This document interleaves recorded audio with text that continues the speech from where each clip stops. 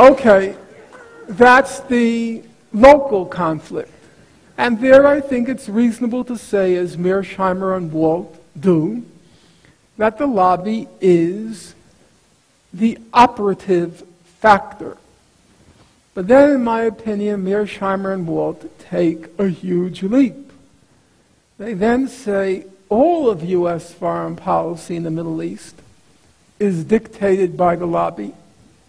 And their most aggressive claim is that the U.S. attack on Iraq was formulated, designed, machinated by the lobby. Well, let's just look at the basic facts, which nobody here, I think, will contest. They're pretty straightforward.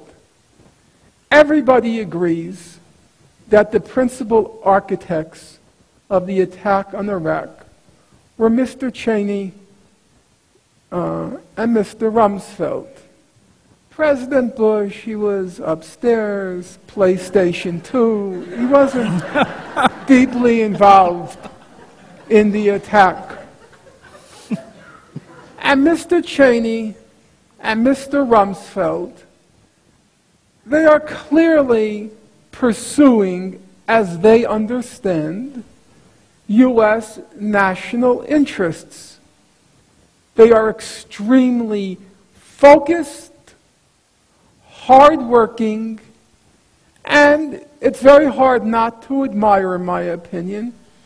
They are committed to a goal, namely U.S. national interests as they understand them.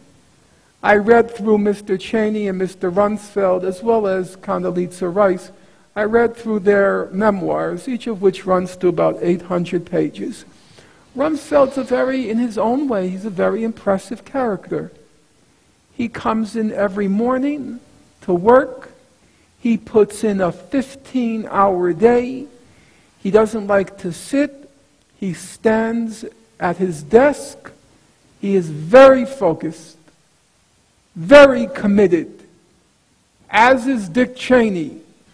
They are not opportunists.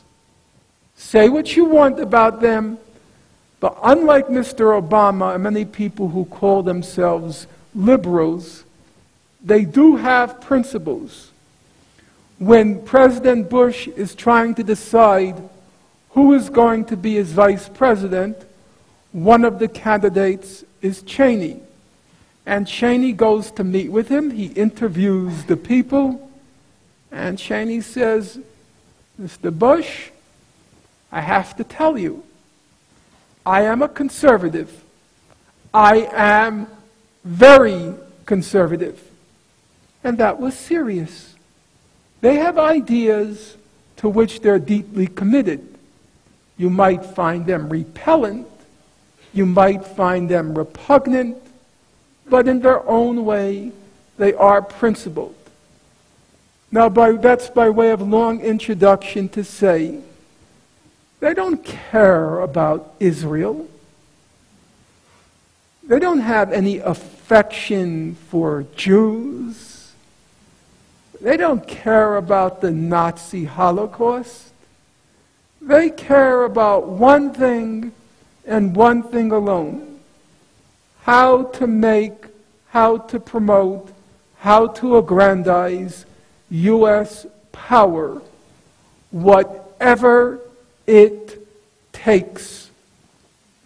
So how do you reconcile the fact that Cheney and Rumsfeld, by everyone's account,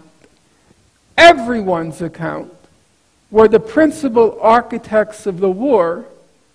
How do you reconcile that with the claim that the Israel lobby was behind it? So the way Mearsheimer and Walt attempt to reconcile it, they say, but right below the top tier, the Rumsfeld and the Cheney, there was this neoconservative cabal, the Scooter Libbies, the Paul Wolfowitzes, the Douglas Feiths, with their distinctively Jewish names, and these were all Zionists working for Israel, and in some fashion or another, they tricked and duped Mr. Rumsfeld and Mr. Cheney into unleashing, into launching this war. Now, say what you want about Cheney and Rumsfeld. You don't like them? Neither do I. You wouldn't want them to babysit for your children? I can understand why. You wouldn't want to meet them in the dark alley? You have a point.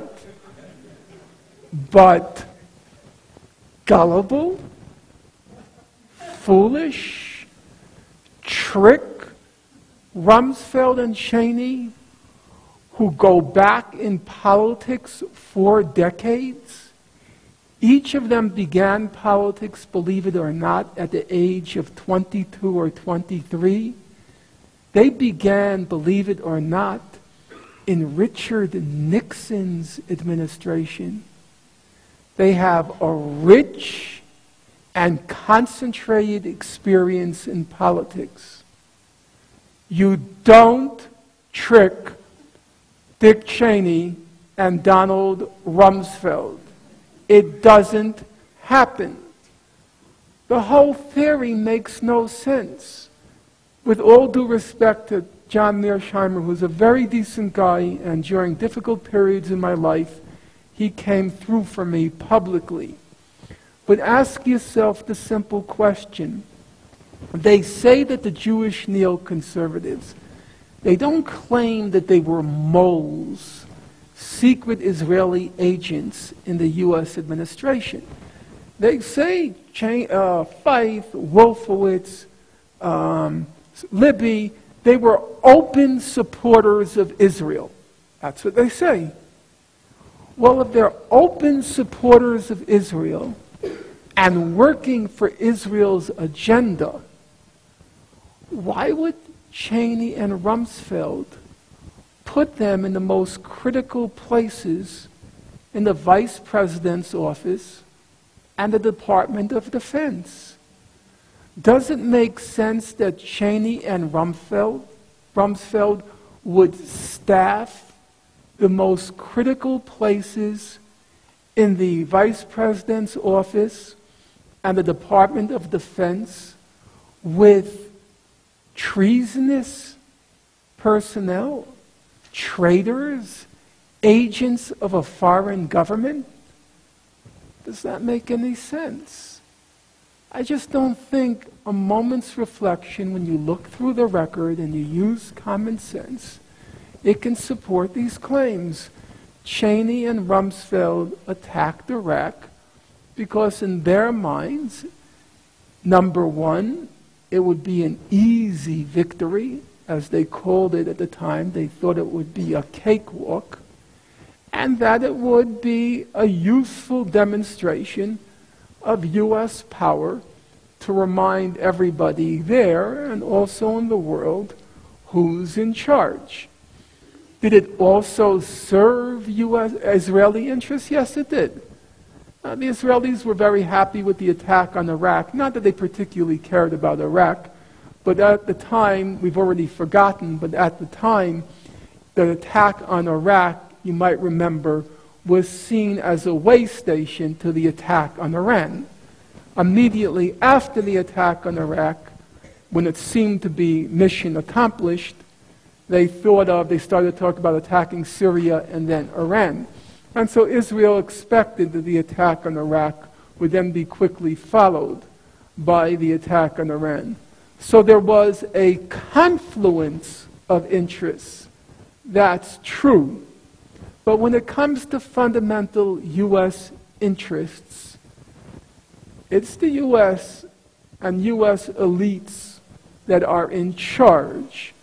And you don't fool them or trick them into launching a war in the service of a foreign power. It doesn't happen. Thank you very much.